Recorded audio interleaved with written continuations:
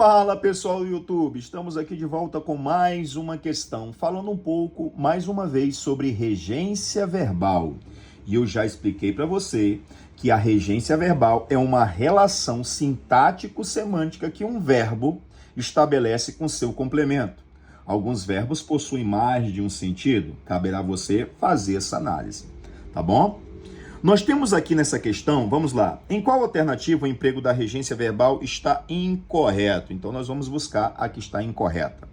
Eu percebo que nas alternativas eu tenho aqui o verbo lembrar, o verbo esquecer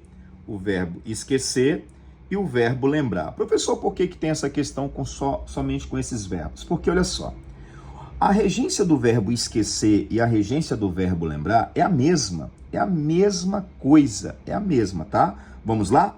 Você vai ter que ficar atento no pronome, ou seja, o pronome oblíquo átono. Professor, por que você está falando do pronome oblíquo átono? Porque a regência do verbo esquecer e do verbo lembrar, ela vai girar em torno da colocação do pronome oblíquo átono ao lado do verbo. Porque se tivermos um pronome oblíquo átono, você vai ter que colocar ao lado a preposição. Se você retira o pronome oblíquo, a preposição também some. Exemplo, esqueci-me da tarefa.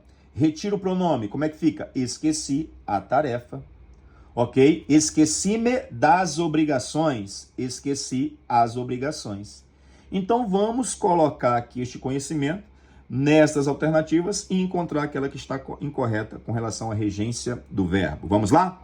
Olha só, nós temos aqui o verbo lembrar. E ao lado do verbo nós temos o pronome oblíquo.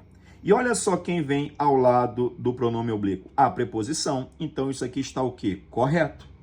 Ó, verbo lembrar ou verbo esquecer, seguido de pronome, obrigatório o uso da preposição.